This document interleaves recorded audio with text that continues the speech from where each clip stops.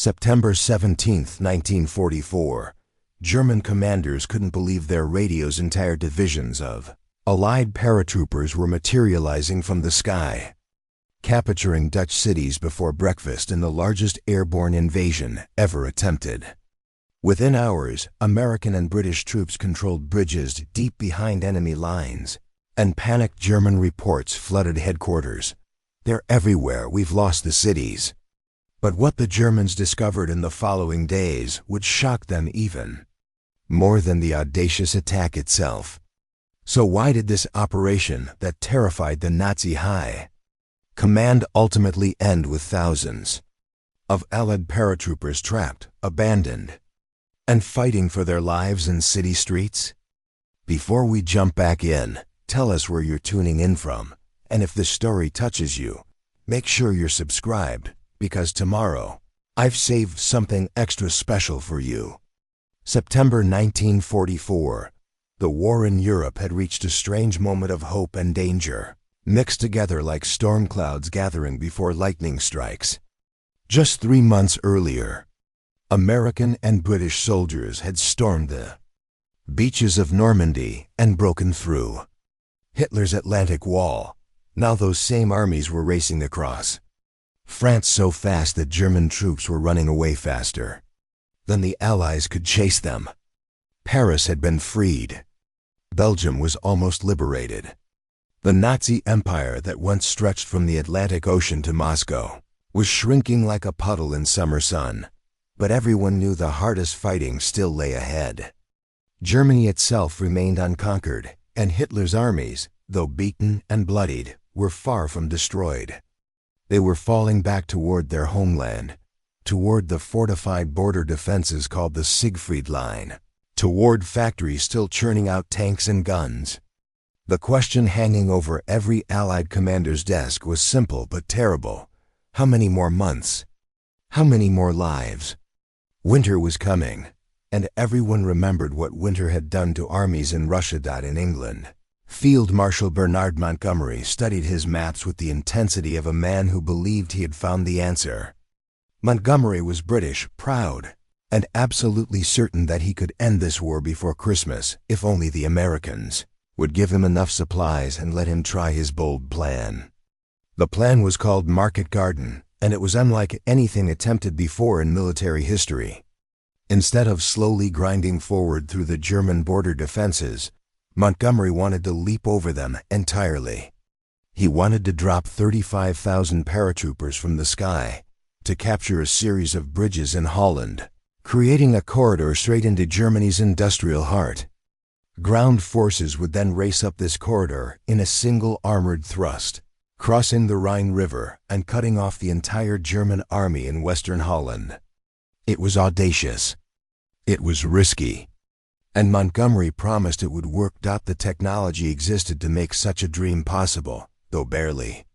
Parachutes had been used in war before, but never on this scale. Transport planes could carry soldiers and drop them behind enemy lines. Massive gliders made of wood and canvas could land entire jeeps and small artillery pieces in fields. The Americans had proven at D-Day that airborne troops could seize key objectives in the chaos before dawn. But dropping paratroopers was one thing. Dropping them directly onto cities, onto bridges defended by concrete and steel and machine guns, then expecting them to hold those bridges for days while ground forces fought their way up a single highway. That was something else entirely. The intelligence reports said it could work. German forces in Holland were described as weak, demoralized, mostly old men and young boys. The elite units had been destroyed in France. The Germans were retreating. They were beaten. The Dutch people would welcome the liberators with open arms. The terrain was flat and perfect for tanks. The bridges were lightly defended. The plan could shorten the war by months and save hundreds of thousands of lives. Every report Montgomery read seemed to confirm what he already believed, but there were whispers of doubt that never made it into the official papers. A few intelligence officers noticed strange things in aerial photographs. Tank tracks in the woods near Arnhem. Radio intercepts suggesting SS units in the area. Dutch resistance fighters sending messages about German panzer divisions refitting near the very bridges the paratroopers would need to capture. These warnings were dismissed, filed away, or never passed up the chain of command. After all, the plan was already approved. The planes were already loading. 35,000 men were already packing their parachutes and checking their weapons. In Holland, the Dutch people lived under a darkness that had lasted 4 long years. German occupation had turned their peaceful country into a prison. There was never enough food. Jews were being hunted, hidden in attics and cellars by brave families who risked execution for their kindness. Young Dutch men were being rounded up and shipped to German factories as slave labor. Anyone who resisted disappeared into the night. The Dutch had watched the Allies race across France and Belgium, and they had allowed themselves to hope. Maybe this month. Maybe next week. Maybe tomorrow they will wake up free. They had no idea that freedom was about to fall from the sky, bringing with it the largest battle their country had ever seen. In the forests near Arnhem, something the Allied intelligence officers had missed was happening quietly. 2 SS Panzer divisions, the 9th and 10th, were pulled back from the front, not because they were beaten, but because they were being rebuilt. These were not old men and boys. These were veteran soldiers who had survived the Eastern Front, men who had fought Russian tanks in the snows of Kursk and managed to escape the Allied trap in France. Their tanks were damaged, their numbers reduced, but they were still dangerous, still disciplined, still capable of fighting. Their commander, Field Marshal Walter Model, had set up his headquarters in a hotel in Arnhem, studying his own maps. Wondering where the Allies would strike next, neither side fully understood what was about to happen. The Allies believed they were attacking weakness. The Germans believed they were facing another grinding advance that would take weeks to develop. No one had truly grasped what it would mean when thousands of paratroopers landed directly in city streets. When the morning sky filled with parachutes like dandelion seeds. When entire battalions materialized from clouds to seize bridges before the defenders could react. September 17th dawned clear and bright. Perfect flying weather. In England, the paratroopers climbed into their planes, weighted down with weapons and ammunition, and 3 days of rations. They had been told this would be easy. They had been told the Germans were finished. Many wrote letters home saying they would be back in time for Christmas. The engines roared to life, and the greatest airborne armada ever assembled lifted into the sky, heading east toward Holland, toward bridges they had studied in photographs, toward a battle that would shock both armies and teach lessons, written in blood and courage about what paratroopers could and could not do when they fell from the sky onto cities, held by men who refused to run. The sound came first. A distant rumble like summer thunder that grew louder and louder until it filled the entire sky. Dutch civilians working in their fields looked up and froze. The horizon had disappeared behind a wall of aircraft, hundreds and hundreds of planes stretching as far as anyone could see.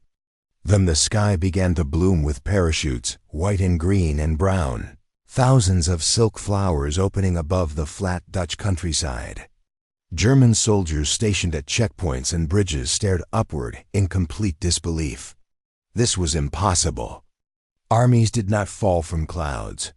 Yet here they were, floating down in such numbers that the air itself seemed alive with descending men. At Eindhoven, the southernmost city in the plan, American paratroopers from the 101st Airborne Division hit the ground running. They had landed in fields just outside town, exactly where they were supposed to be. Within minutes they had organized into squads and began moving toward their objectives. The German garrison in Eindhoven was small and caught completely off guard. Soldiers who moments before had been eating lunch or writing letters home suddenly found themselves fighting American paratroopers in their own streets. The battle was sharp but brief. By the next morning, Eindhoven was in American hands, and Dutch civilians were pouring into the streets despite the danger. Old men wept openly. Women brought out hidden bottles of wine saved for 4 years. Children climbed on American jeeps and tanks. One paratrooper later wrote that he had never seen such joy, such desperate happiness in human faces. The Dutch offered what little food they had, even though they were starving themselves. They wanted to share everything with the men who had dropped from the sky to free them. 50 miles north at Nijmegen, the 82nd Airborne Division faced a harder fight. The bridge over the Vaal River was the second key objective, a massive steel structure that the Germans knew was vital. Unlike Eindhoven, the Germans here had time to react. They rushed troops to defend the bridge and set up machine gun positions that turned the streets into killing zones. American paratroopers had to fight house by house, room by room, clearing. German defenders who knew that losing this bridge meant losing everything. The battle raged for 2 days. Dutch families huddled in their basements while bullets cracked through walls above their heads. Finally, in an act of almost insane bravery, American paratroopers commandeered small boats and paddled across the wide river in daylight while German machine guns tore the water into foam around them. Enough men made it across to attack the bridge from both sides at once. The Germans, surrounded and shocked by the river crossing they never thought possible, finally surrendered. Nijmegen was captured, though at terrible cost, but at Arnhem, the northernmost city and the most important objective of all, everything that could go wrong was already going wrong. The British 1st Airborne Division had dropped too far from their target. The fields closest to the bridge had looked too soft in photographs, so planners had chosen drop zones 6 miles away. 6 miles of city streets that British paratroopers now had to fight through while German defenders rushed to stop them. Even worse, Field Marshal Model had been having breakfast in his hotel when the first parachutes appeared. For a few minutes he thought the Allies were coming specifically to capture him, and he fled in his staff car. But once he realized the true target was the bridge, he immediately began sending every available soldier toward Arnhem. The 2 SS Panzer divisions that Allied intelligence said were not there, suddenly were there. Rushing toward the sound of guns, the British paratroopers discovered they were not fighting old men and boys. They were fighting hardened veterans with tanks and artillery. One British battalion managed to reach the north end of Arnhem Bridge and dug in, determined to hold it until ground forces arrived. But the rest of the division was trapped in the western suburbs, surrounded by Germans who kept getting stronger while the British kept getting weaker. Radio equipment that was supposed to let them call for help did not work. The radios were the wrong type for the distance, or the batteries died, or the frequencies were wrong. Officers screamed into dead handsets while their men died around them. Supply planes flew over and dropped ammunition and medicine, but the wind carried the parachutes into German-held areas. British soldiers watched desperately as containers full of desperately needed supplies landed among enemy troops who shot at the planes and collected the gifts. Dutch civilians in Arnhem risked everything to help. Families opened their homes to wounded paratroopers, hiding them in attics and cellars even though the Germans were executing anyone caught helping the British. A Dutch nurse named Kate Ter Horst turned her house into a makeshift hospital, caring for dozens of wounded men while shells exploded in her garden and bullets shattered her windows. She read psalms to dying soldiers who could not understand Dutch but found comfort in her steady voice. Old men guided British soldiers through back gardens and cellars, helping them escape German patrols. Young boys carried messages between trapped units, slipping through German lines because the soldiers did not suspect children. The Dutch people had waited 4 years for liberation, and now that it had come, they would not let their liberators die alone.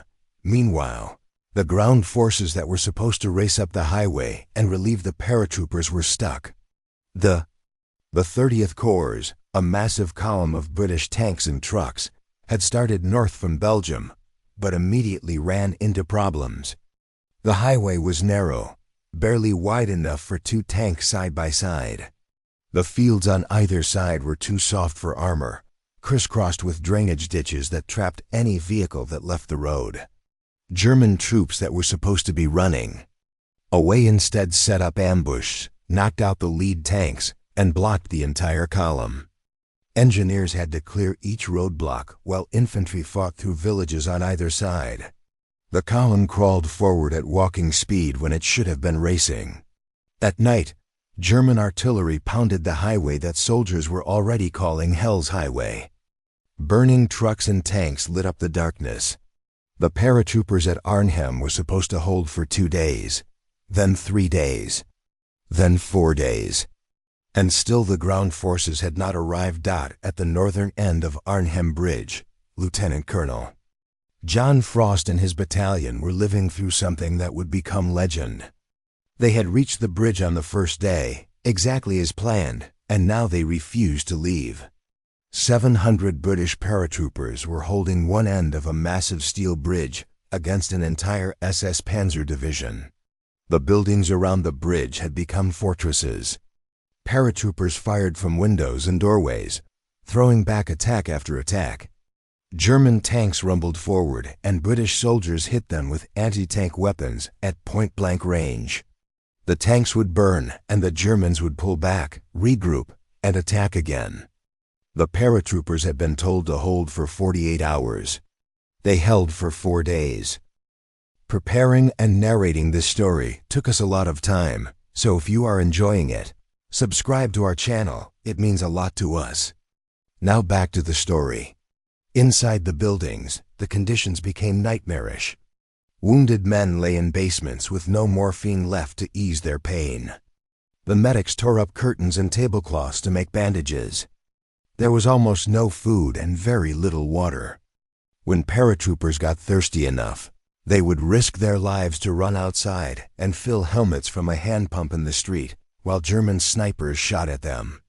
The buildings themselves were being destroyed floor by floor. German tanks would drive up close and fire their main guns straight through walls. Entire rooms would disappear in explosions of brick dust and splintered wood. The British would simply move to another room and keep fighting. On the third night, a German officer approached under a white flag. He had come to offer surrender terms. The British were surrounded, cut off, outnumbered 10-1. Surely they could see that further resistance was pointless. Colonel Frost, wounded but still in command, sent back a simple message. His men would surrender when the ground forces arrived to relieve them, and not one moment before. The German officer returned to his lines shaking his head. He later wrote in his diary that he had never seen such stubbornness, such refusal to accept reality. He called the British paratroopers lions led by lions, but reality was pressing in from all sides. The rest of the British division, trapped in the western suburbs of Arnhem, was being slowly crushed. German forces had surrounded them in an ever-tightening ring. British soldiers fought from gardens and houses, from parks and churches, giving ground meter by meter. Every night the perimeter got smaller. Every morning there were fewer men to hold it. Officers tried to organize breakout attempts to reach the bridge, but each attack melted away under German machine gun fire. The paratroopers began to understand a terrible truth that their commanders back in England had not grasped. You could drop soldiers from the sky and shock your enemy. You could seize objectives before defenders knew what was happening.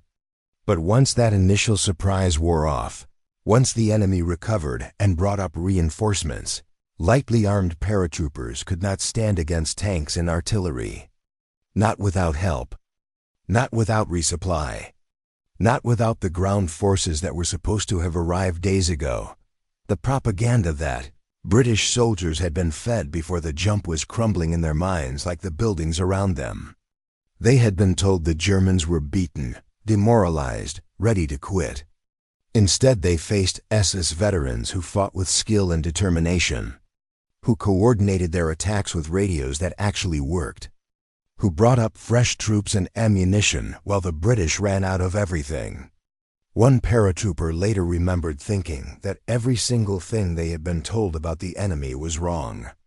The intelligence reports, the briefings, The confident predictions from officers who had never jumped from a plane or fought in a city street. All lies or mistakes or wishful thinking. The Dutch civilians trapped in the fighting saw something different. They watched British paratroopers share their last food with hungry children. They saw wounded men refuse morphine so that other wounded men could have it instead.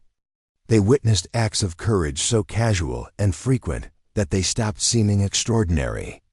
A paratrooper would step into a street swept by machine gun fire to drag a wounded comrade to safety, then return to his position as if he had just retrieved a dropped hat. Officers led attacks they knew were doomed because someone had to try.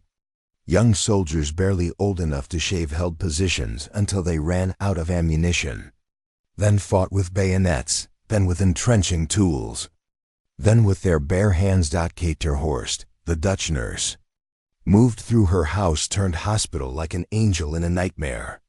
The floor was covered with wounded men lying so close together that she had to step carefully between them. The walls were pocked with bullet holes. The windows were all broken.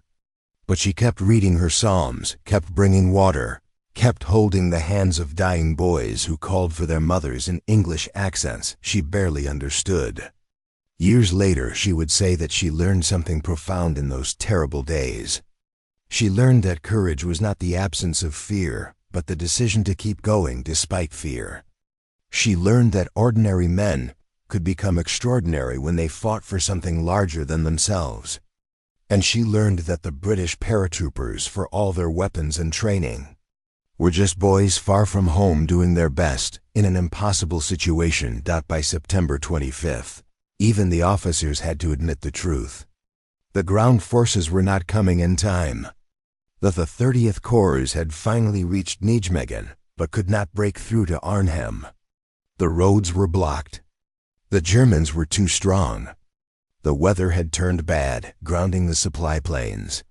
The radio silence meant that commanders far behind the lines did not understand how desperate things had become. The order finally came to withdraw, to escape across the Rhine River under cover of darkness and abandon Arnhem to the Germans. Of the 10,000 British paratroopers who had dropped into Arnhem 9 days earlier, only 2,400 made it back across the river. The rest were dead or captured or missing. The Germans had won the battle, but they were shocked by what it had cost them. Their reports spoke of British fanaticism, of impossible resistance, of men who simply would not surrender even when surrender was the only rational choice. The German commander who finally captured the bridge walked through the ruined buildings where Frost's battalion had made their stand and could not believe what he saw. How had so few held out so long against so many? One German soldier wrote home that he had gained enormous respect for the British paratrooper, and he hoped never to face them again. The captured British paratroopers were marched through the streets of Arnhem in long columns, hands on their heads, uniforms torn and dirty, faces marked with exhaustion and defeat. German photographers rushed to document the moment for propaganda newsreels. Here was proof that the Reich could still win, that the British and Americans were not invincible, that Germany could throw back even the most daring attacks. The paratroopers stumbled along cobblestone streets they had fought to capture just days before, past buildings they had defended until the walls collapsed around them, past Dutch civilians who lined the sidewalks and wept openly despite the German guards shouting at them to go inside.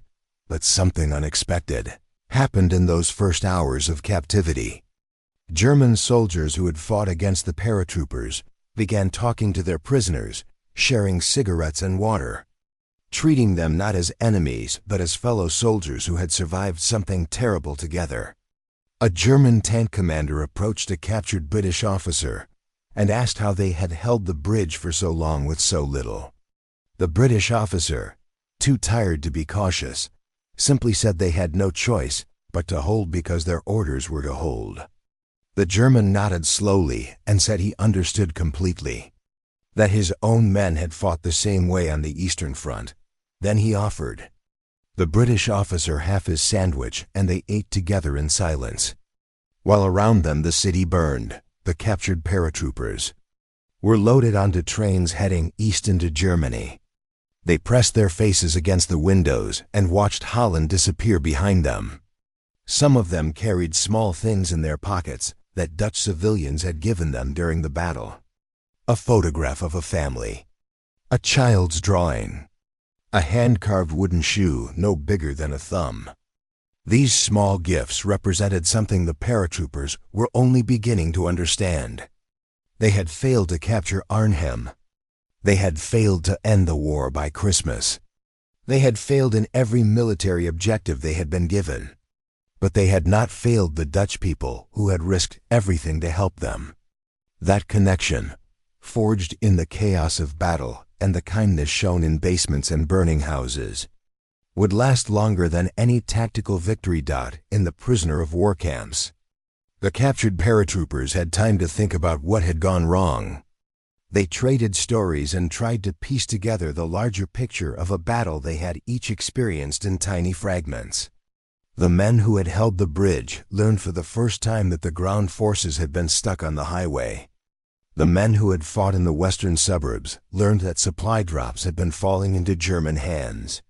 Slowly, the full scale of the planning failures became clear. The drop zones are too far from objectives. The radios that did not work. The intelligence reports that 2 SS Panzer divisions.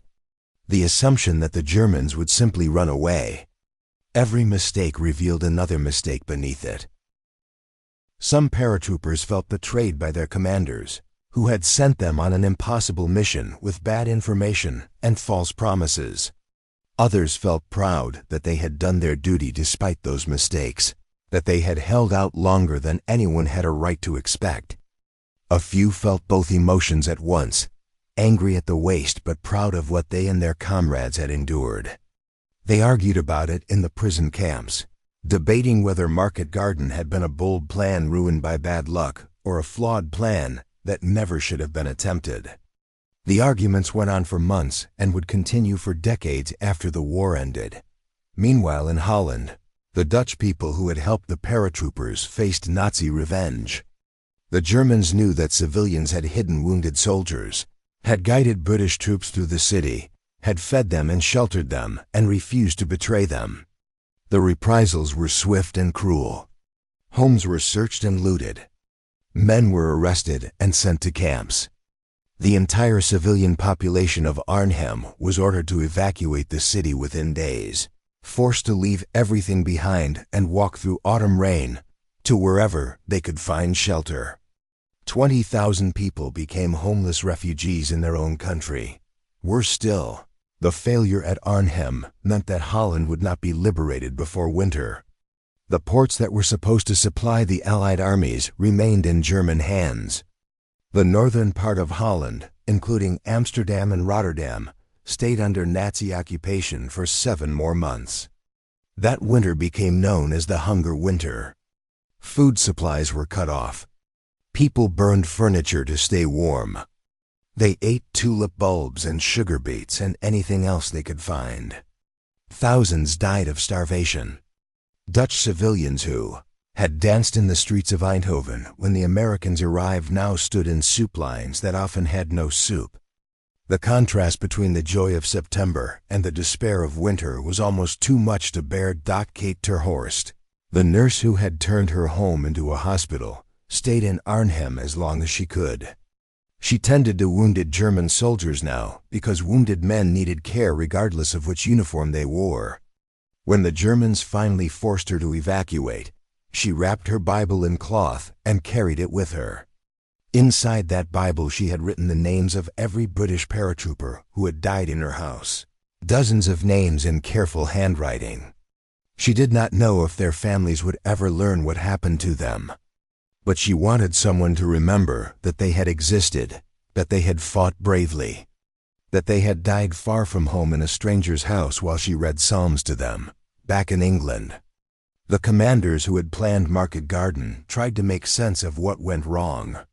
Montgomery insisted the operation had been 90% successful, that they had captured 2 of the 3 bridges, and that was a victory. Others pointed out that capturing 2 bridges without the third was like building a bridge that stops in the middle of a river. Analysts studied the intelligence failures and asked how they had missed the panzer divisions. Radio experts examined the equipment and tried to understand why communications had failed so completely. Slowly, painfully, the Allied military began to learn lessons that would change how they thought about airborne operations forever. The most important lesson was about limitations. Paratroopers were an amazing shock weapon. They could appear where the enemy least expected them. They could seize key objectives in minutes. They could create chaos and confusion that disrupted enemy plans. But they could not hold those objectives indefinitely against determined counterattacks. They needed heavy weapons they could not carry. They needed supplies they could not bring with them. They needed support from ground forces that could actually reach them in time. Dropping paratroopers onto cities and expecting them to survive for days while help fought its way forward was asking them to do something that elite training and courage alone could not accomplish. After the war ended, the captured paratroopers finally came home. They returned to England to find that Market Garden was already being talked about as a glorious failure, a brave attempt that almost worked. The newspapers called it heroic. The histories called it audacious. The survivors called it a disaster that killed thousands of their friends for nothing. They gathered at pubs and told stories that civilians could not understand. They talked about the Dutch families who had hidden them. They talked about the German soldiers who had fought them with respect. They talked about officers who had led attacks they knew were doomed. And they talked about the moment when they realized they had been lied to about everything. That the intelligence was wrong and the plan was flawed, and they were going to pay the price for other people's mistakes. Some of the veterans went back to Holland after the war. They wanted to see Arnhem in peacetime, to walk streets they had fought through without bullets flying. They wanted to find the Dutch families who had helped them and thank them properly. They wanted to visit the graves of friends who had not come home. When they arrived, the Dutch people welcomed them like returning heroes. There were ceremonies and parades and memorial services. Children laid flowers on the graves of paratroopers who had died before their parents were born. Old women brought out photographs of young British soldiers they had hidden in their attics 30 years before. One veteran stood at the Arnhem Bridge, rebuilt after the war, and tried to explain to his son what it had been like. He pointed to buildings and described which windows his friends had fired from.